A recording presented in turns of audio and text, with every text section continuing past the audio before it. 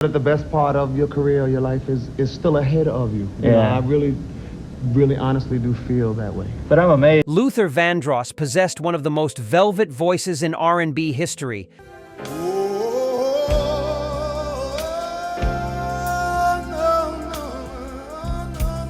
But behind those smooth harmonies lurked a perfectionist with razor-sharp opinions about his contemporaries. While the world swooned over hits like Never Too Much and Here and Now, Luther was quietly building a reputation as one of the music industry's most discerning critics. The man who could make angels weep with his vocals wasn't afraid to throw shade when artists failed to meet his impossibly high standards. From backstage confrontations to thinly veiled interview jabs, Luther's disdain for certain performers became legendary whispers throughout the industry corridors. Tonight, we're pulling back the curtain on Luther's most contentious relationships, revealing the feuds that simmered beneath his polished public persona.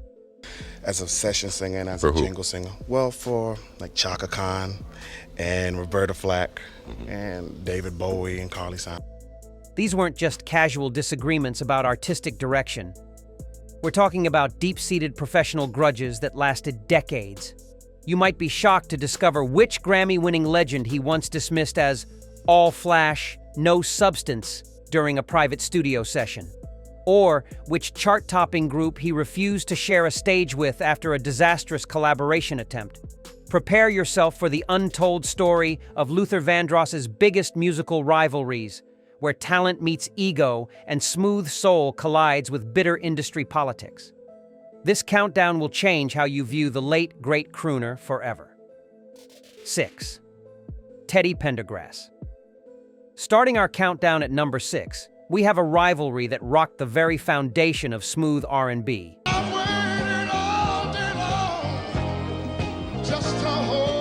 Luther Vandross versus Teddy Pendergrass. These two vocal powerhouses should have been natural allies, but instead they became bitter competitors in the battle for soul supremacy. The tension started in the early 1980s when both singers were fighting for the same audience. Teddy had already established himself as the king of bedroom ballads with hits like Love TKO, but Luther was quickly rising with his own brand of sophisticated soul music. Record executives loved pitting them against each other, and the media ate up every comparison. He sings romantic, soppy songs. Okay. Yeah. No, I'm just kidding. I love everybody. Do you? Oh, come on, tell. Things got really ugly during the 1983 Soul Train Music Awards.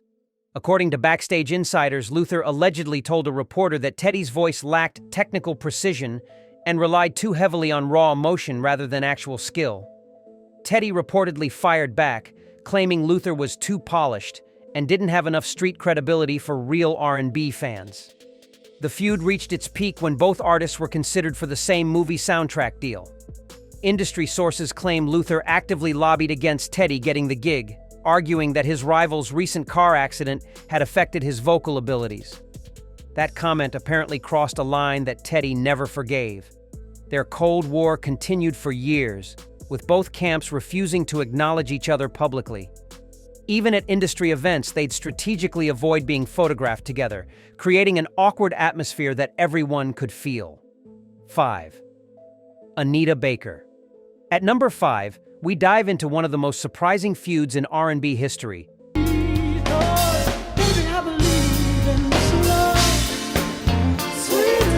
Luther Vandross versus the legendary Anita Baker. Both artists shared similar sophisticated styles, but that's exactly what made their rivalry so intense and personal. The drama began in 1986 when Anita's album Rapture started climbing the charts at the same time as Luther's Give Me the Reason. Both albums targeted the same upscale adult contemporary audience, creating direct competition that neither artist appreciated. Music industry insiders remember the tension being thick whenever both camps were present at the same events. According to a former Elektra Records executive, Luther felt threatened by Anita's success because she represented everything he thought he had exclusive ownership of: classy arrangements, jazz influences, and crossover appeal. He allegedly complained to his management team that Anita was copying his blueprint and didn't deserve the critical acclaim she was receiving. The situation exploded during a 1987 recording session where both artists were supposed to collaborate on a duet for a charity album. Multiple witnesses claim Luther walked out after hearing Anita's vocal arrangement, saying her approach was too theatrical and would overshadow his contribution. There are a lot of people who are unhappy with their chosen careers and lifestyles. Anita reportedly responded by calling Luther arrogant and impossible to work with. Their mutual dislike became industry knowledge when neither would agree to perform at the same benefit concerts. Event planners learned quickly that booking one meant losing the other, creating awkward situations that lasted throughout the late 1980s and early 1990s. 4. PBO Bryson. Coming in at number 4 is a feud that shocked the R&B world. I just can't believe you're not lonely too. Luther Vandross versus PBO Bryson. These two should have been perfect collaborators, but instead became one of the nastiest rivalries in smooth soul history. The trouble started when both singers were competing for the same high-profile duet opportunities in the mid-1980s. PBO had already scored massive hits with Roberta Flack and was becoming known as the go-to male voice for romantic duets. Luther wanted that same reputation and felt PBO was blocking his path to duet stardom. Everything came to a head during a 1985 recording session for a major movie soundtrack. Both singers were invited to audition for a duet with Whitney Houston. According to studio engineers who were present, Luther arrived early and heard PBO's vocal takes through the control room speakers. He allegedly stormed out, telling the producers that PBO sang with no soul and was just a pretty voice with no substance. PBO found out about the comments and fired back during a radio interview, claiming Luther was jealous because he could not connect emotionally with female singers the way PBO could. He suggested that Luther's perfectionist attitude made him difficult for women to work with, which explained why he rarely did successful duets. The final nail came when PBO landed the Beauty and the Beast duet with Celine Dion, a song Luther desperately wanted. Industry sources say Luther never forgave PBO for what he saw as stealing his dream collaboration opportunity. 3. Jeffrey Osborne.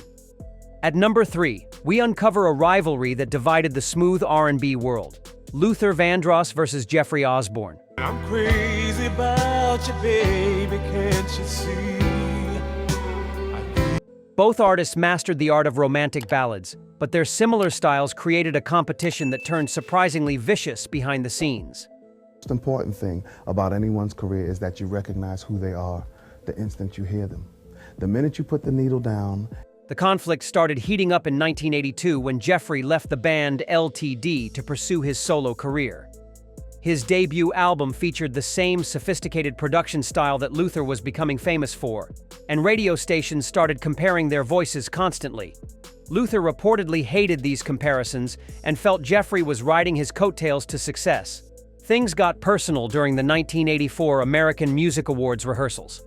According to backup singers who witnessed the exchange, Luther approached Jeffrey backstage and allegedly said his high notes sounded strained and unnatural. Jeffrey shot back that Luther was just angry because he could hit notes that Luther never could, calling him a one-trick pony who relied on studio tricks. The situation exploded when both artists were offered spots on the same summer tour. Promoters wanted them to alternate headlining duties, but Luther refused to share equal billing with Jeffrey. He told his management team that Jeffrey did not have enough hits to deserve co-headliner status, even though songs like On the Wings of Love were dominating the charts. Their feud became public knowledge when neither would appear on each other's television specials or award show tributes. Industry veterans remember having to carefully schedule recording sessions to avoid booking conflicts between their camps. 2. Freddy Jackson. At number 2, we reveal Luther's most bitter contemporary rivalry, his feud with Freddy Jackson.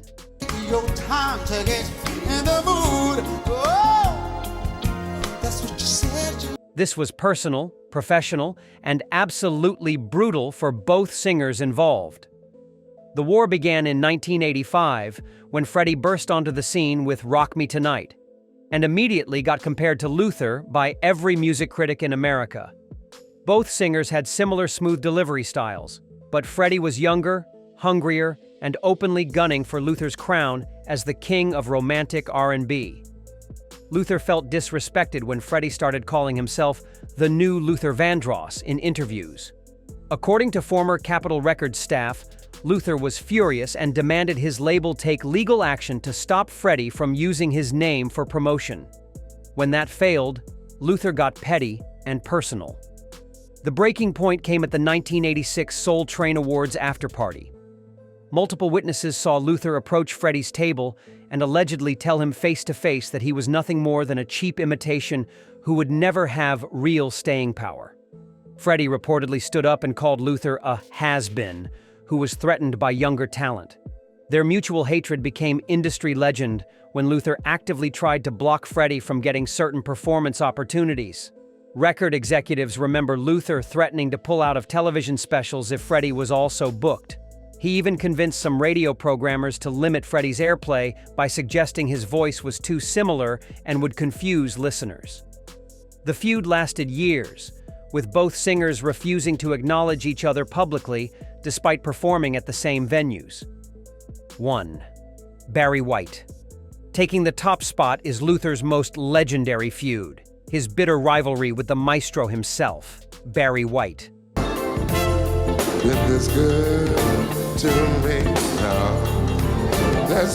This wasn't just about music, it was about who truly owned the soul of romantic R&B. The conflict started in the late 1970s when Luther was still doing background vocals and Barry was dominating the love song market. You know, I didn't really cry over spilt milk, you know. I never would approach it like that. A Grammy was... Luther allegedly told friends that Barry's deep voice was a gimmick and that real singing required range and technique, not just a low register and heavy breathing. Things escalated when both artists were competing for the same demographic in the early 1980s. Barry had built his empire on bedroom ballads, but Luther's sophisticated approach was stealing his audience.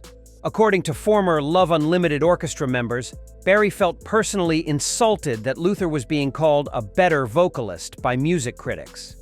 The nuclear moment happened during a 1983 recording studio encounter in Los Angeles. Both singers ended up at the same facility on the same night.